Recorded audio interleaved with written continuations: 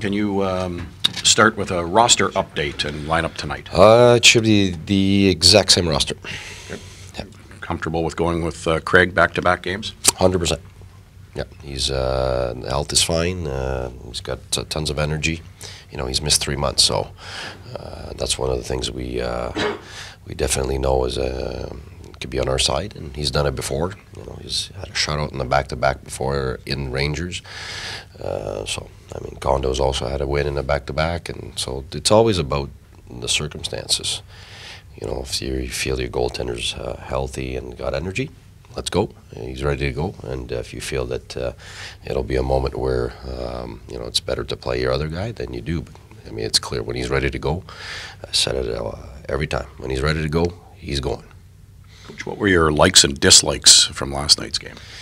I thought started a little nervous in a few instances. I thought we got some great quality scoring chances in the first. They got some too.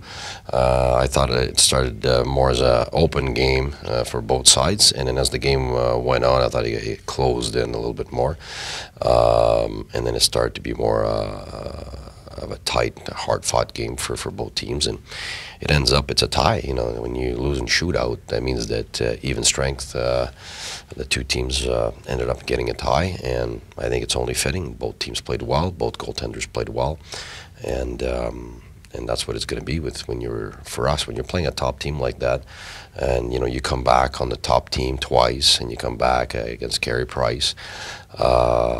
It just means that you know we're right there with those teams battling, which means that we've grown a lot since the beginning of the year. Third game back for Bobby Ryan. What did you see from his game? I know you like block shots, but maybe not from one guy. Well, you know, when it starts to get to the middle of the body there where where it hurts a little bit more than anywhere else, you don't want to see that. But yeah, no, I thought he was our best forward the last two games, and it's too bad that it hasn't paid off the way it should have in terms of points, because I mean he's got an unbelievable chance. He's created a lot of chances, and he's definitely paid the price. His block shots, has won his battles on the board, has back-checked hard, has gone to the net. So that's as good, I think, as we can get him. It's just now, you know, get lucky a little bit and finish, and it's going to help us for sure. Since we're missing Stone, I mean, we're missing our top forward. So obviously, some guys have to step it up. And yesterday, scoring 3 goals and Carey Price means that some guys stepped it up. So we'll be looking for that again. One of those was on the power play, and you got one power play goal. If you had a wish list, what would be at the top of that wish list, though, for a little bit more success? Or the you know, the 4-on-3 was a little stale, a little slow. But in the end, you know, we had an overtime 4-on-3 against Anaheim. It was the exact same one, and we got the exact same shots, but they went through and we scored and we won. So you know, I thought the Canadiens played really well fronting. I thought Weber fronted Turris' shot there really well. That would have been on net. You never know what happens, and you know, Hoff missed the net because he's aiming for the top corner in that one, and maybe if he hits the net instead, we get a goal. But I mean, those are. I just didn't like the speed of it, and the permutations on it were a little slow. But I mean, in the end, the shots that we were getting, and you'd hope you get that in, obviously. But 4-on-3s, the percentages are not as high as people think. You know, so it's the 5-on-4 I thought was terrific. I mean, our 5-on-4 have been really good for a while now. So it's yesterday's, you know, Carlson hitting the crossbar, Turris hitting the post too, on top of us scoring the power play goal. So I mean, in that respect, I think 5-on-4 we're doing really good. We would have loved a little bit faster movement and shots hitting the net on a 4-on-3, but it happens. Do you think the break did Bobby some good? Well, it sure looks like it did. He's definitely got a free mind. He's I think our strength and conditioning coach has done a terrific job also at really staying with him off ice and on ice. It's given him a chance to get energy, and you can see at this time of the year, like, you guys are tired. Like, it's just everybody's tired, so some guys don't look tired like they are, but it's because the other team is also tired too. So when you get a guy like that that's had a bit of a break, you can see the difference in his energy and his speed and his relentlessness, and so it might have, yeah. And you know, we're hoping in the long run to make those playoffs, and that will matter, guys that are rested. So I think our goaltender being more rested, hopefully makes a difference.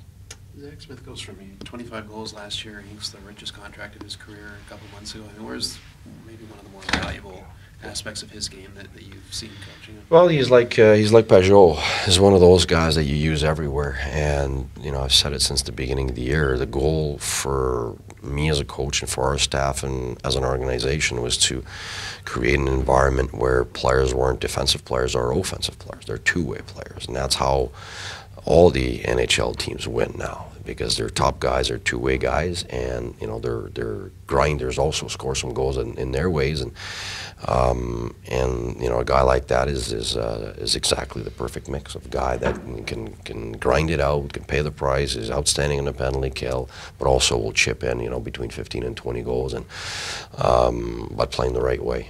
Pajot this year's got less goals because he's not playing with Stone. He's playing on a shutdown line.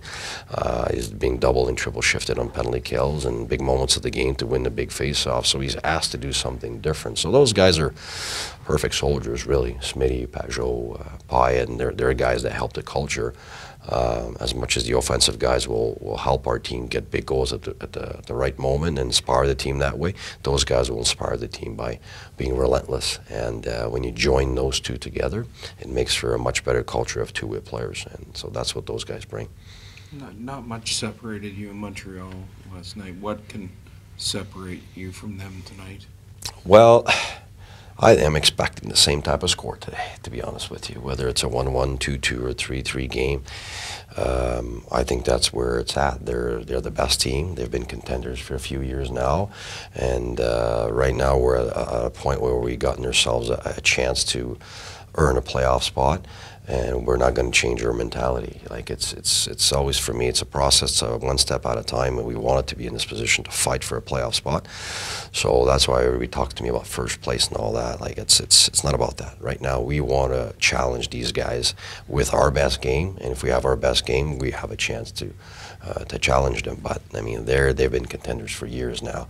So it's our job to get better every day to catch up to that. And yesterday, I think a 3-3 game shows that we've gotten better, even without our top forward. The guys have done enough offensively for us to be able to challenge them. So in that respect, I think we're getting better every day.